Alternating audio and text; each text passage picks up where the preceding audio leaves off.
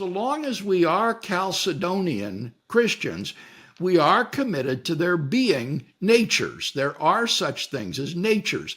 Now, any Chalcedonian abstractist will recognize that Christ instantiates both divinity and humanity, and so has, as a result, a concrete divine nature and a concrete human nature. And by the same token, any Chalcedonian concretist recognizes that Christ's divine nature is an instantiation of the abstract divine essence, and his human nature is an instantiation of the abstract human nature. So both methods or ways of speaking are legitimate. That's interesting. Are there school of thoughts within Chalcedonian, like Concretist, and the other ones, where were they? Abstractist.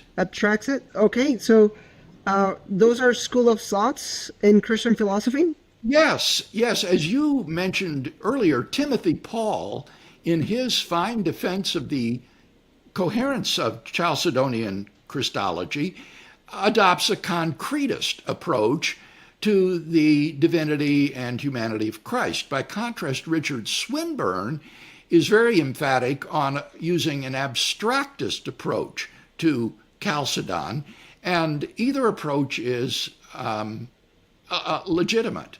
And where would you, where will you find yourself in these schools of thought?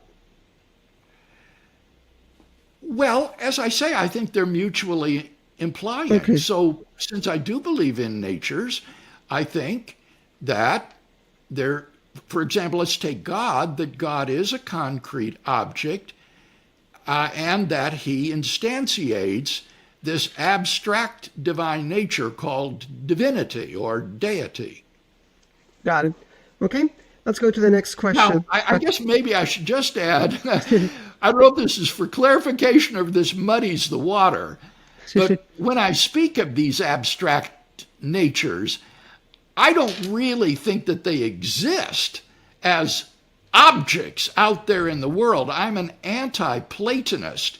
I don't think there are these Platonic abstractions. I think this is simply a useful way of speaking of the properties that something necessarily has.